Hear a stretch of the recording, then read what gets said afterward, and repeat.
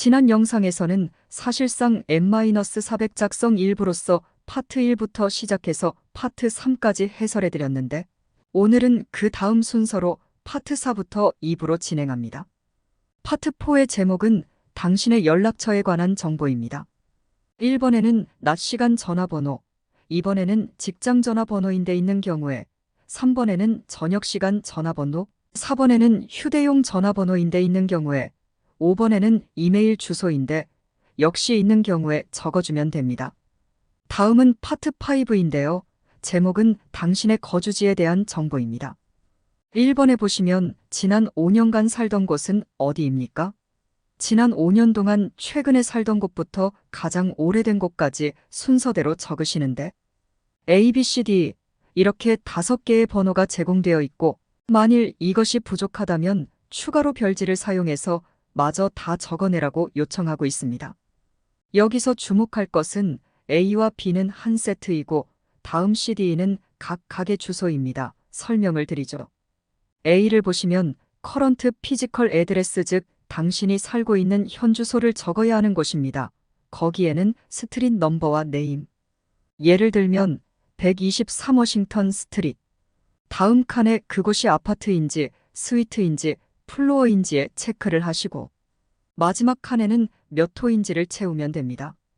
다음 줄에는 도시명, 카운티명, 주 이름 그리고 마지막 칸에는 집코드를 적으면 되고요.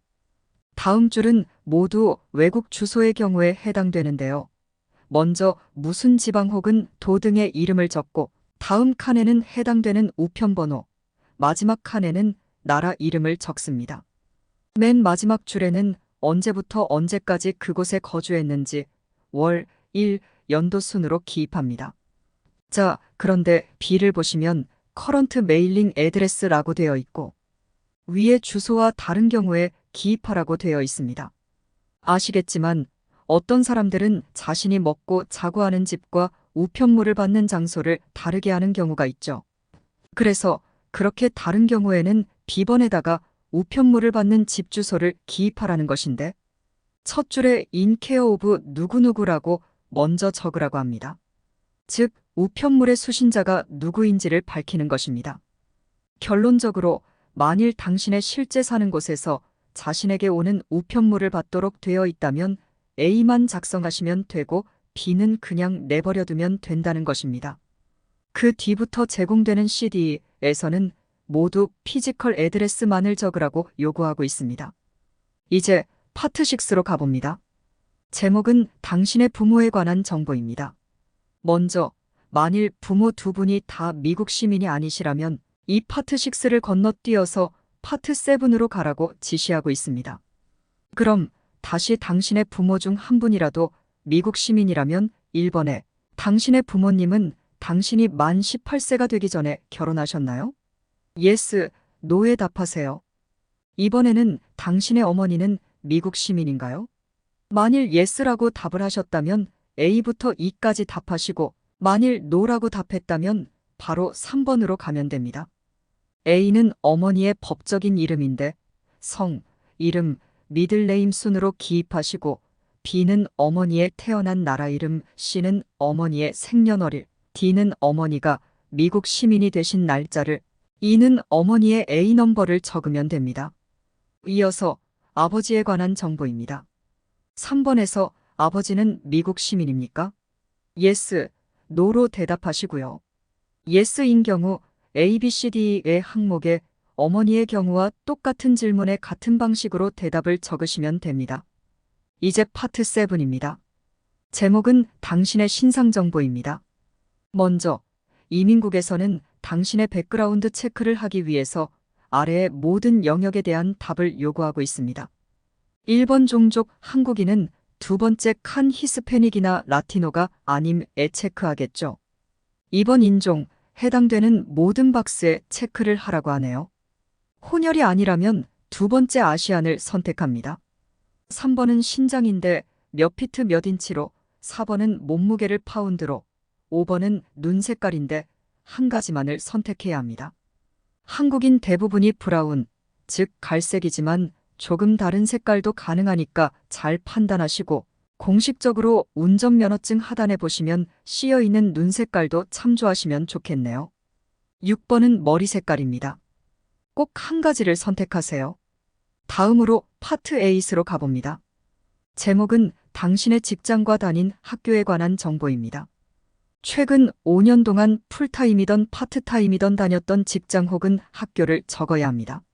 모든 정보를 언제부터 언제까지인지 군대, 경찰, 정보기관까지 포함시켜서 명백하게 기술해야 합니다. 최근부터 시작해서 기술하되 직장의 주소와 일했던 날짜, 아니면 무직 내지는 재학 중이었던 모든 경력에 대해서 기입합니다. 개인 사업이라면 셀프 인플로이드, 무직이라면 언인플로이드라고 쓰고 만일 지면이 부족하면 추가 용지를 사용해서 기입하세요. 1번은 먼저 직장명 혹은 재학 중인 학교 이름을 쓰고 다음 칸에는 그곳의 주소, 다음 칸에는 도시명, 주명, 집코드를 씁니다. 그 다음 칸에는 외국의 경우에 해당되는데 도 내지는 지방명, 우편번호, 나라 이름을 채워 넣습니다. 마지막 줄에는 언제부터 언제까지를 월, 일, 연도 순서로 기입하고 맨 끝에는 직업명을 씁니다.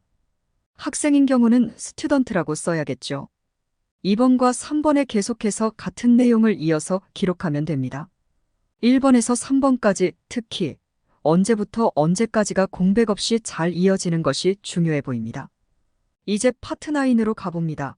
제목은 미국 바깥에서의 거주 기간입니다.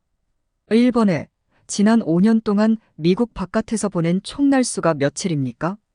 여기서 24시간 이내는 하루로 간주되지 않습니다.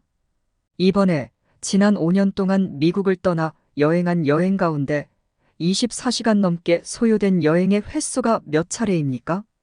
3번에서는 제공된 표에다 1번과 2번의 내용을 테이블 형식으로 기록해야 합니다.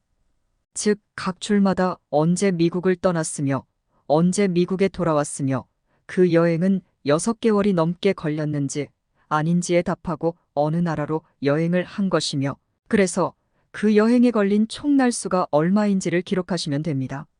이렇게 오늘 영상에서는 N400 작성의 두 번째 시간을 가져보았습니다. 앞으로 두 번의 시간을 더 거쳐서 계속해서 N400을 통한 시민권 신청서 작성 과정을 설명해 나가겠습니다. 감사합니다.